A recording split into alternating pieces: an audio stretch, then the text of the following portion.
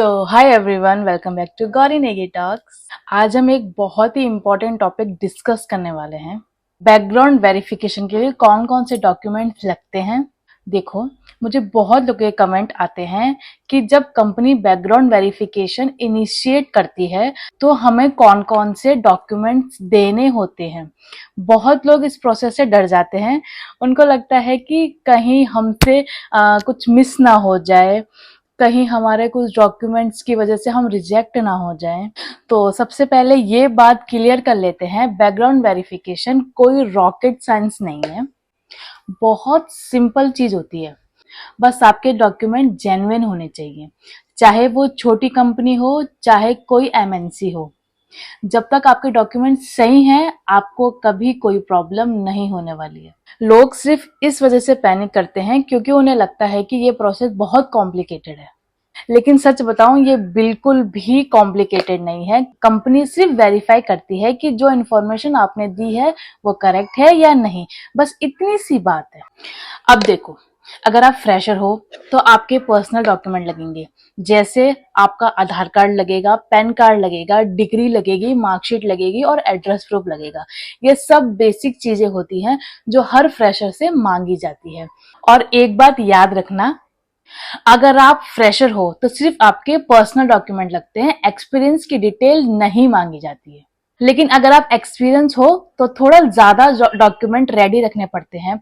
जैसे जब आपने किसी कंपनी में काम किया हो तो ऑब्वियसली आपके पास ऑफर लेटर होगा, ज्वाइनिंग लेटर होगा, रिलीविंग लेटर होगा या एक्सपीरियंस लेटर होगा।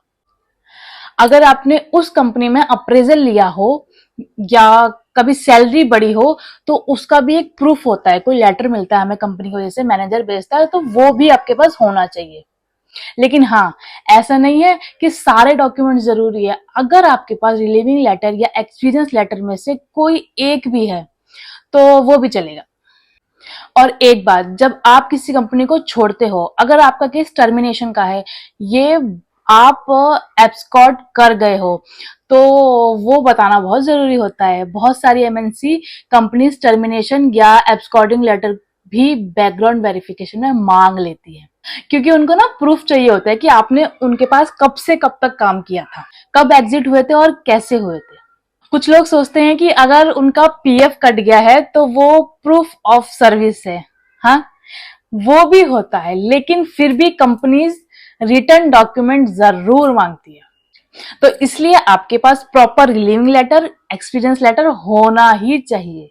अब यहाँ एक सिंपल सी बात और समझ लो, अपने डॉक्यूमेंट के ओरिजिनल और उनकी सेल्फ अटेस्ट कॉपी हमेशा रेडी रखो, हमेशा। कभी कभी कंपनीज ओरिजिनल दिखा के सेल्फ अटेस्टेड कॉपी मांगती है, तो बेटर ये है कि आप पहले से तैयार रहो, रेडी रहो उनके कोई भी एक्शन के लिए। और एक छोटी सी बात जो बहुत लोग इग्नोर कर देते हैं, आपके डॉक्यूमेंट में जो नाम है, जो डेट है, जो एड्रेस है, वो एकदम सेम होना चाहिए। कहीं स्पेलिंग मिस्टेक हो गई या डेट गलत लिखी गई तो कंपनी उसको सीरियसली लेती है। तो आप अपने डॉक्यूमेंट्स एक बार प्रॉपरली चेक कर लेना। और सबसे इंपॉर्टेंट बात, अगर चाहे आप फ्रेशर हो चाहे एक्सपीरियंस हो, हमेशा जेन्युइन इंफॉर्मेशन देना, जो है वही बताना। कोई भी चीज छुपानी नहीं है, क्योंकि जब आप जेन्युइन रहोगे तभी आप सेफ रहोगे। कंपनी को सिर्फ सही डॉक्यूमेंट चाहिए होते हैं। तो एवरीवन, आई होप आपको क्लियर समझ आ गया होगा कि बैकग्राउंड वेरिफिकेशन में क्या डॉक्यूमेंट लगते हैं, क्या प्रोसेस होता है।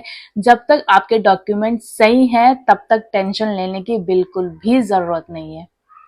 आप अपने क्वेश्चन मुझे कमेंट सेक्शन में जरूर बताना। और हाँ, अगर वीडियो अच्छी लगी हो तो लाइक, शेयर और सब्सक्राइब जरूर कर देना। मिलते हैं नेक्स्ट वीडियो में गौरी नेगी टॉक्स पर। तब तक के लिए take care and all the best for your career journey.